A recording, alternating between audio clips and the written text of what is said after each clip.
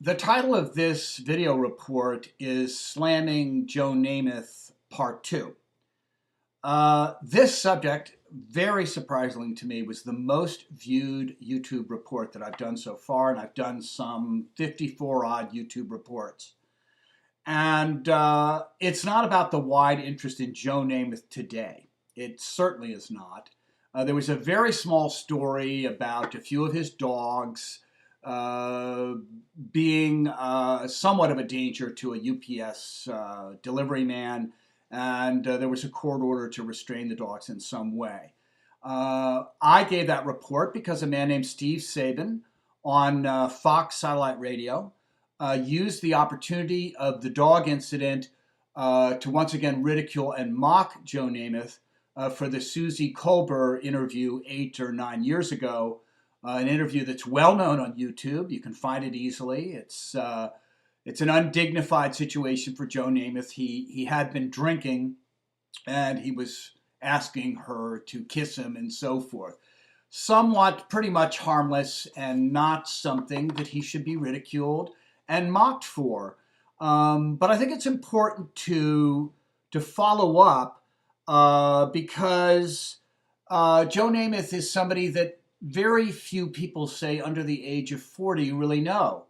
They can't put him in the context of pro football history. They don't understand that he is among the greatest quarterbacks in the history of the NFL. In fact, he was in the AFL, and he was the first quarterback in the AFL to defeat the NFL in the Super Bowl, the third Super Bowl. And he was the Super Bowl MVP, and he deserved to be the Super Bowl MVP.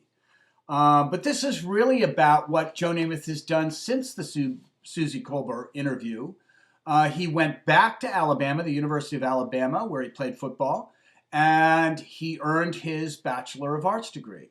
This is very hard to do at any time, but at 64 years old, it is an extraordinary undertaking, and he did succeed.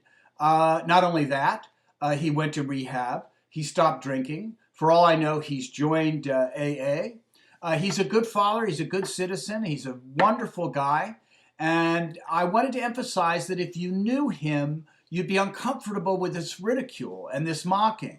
You'd really want to say, why are they doing that? He doesn't deserve this. And that was the point of my report. And it's why I'm giving a part two.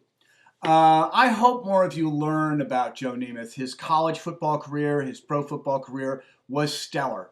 He was an amazingly confident quarterback. He was great in a very competitive game. He really was loved and respected by his teammates.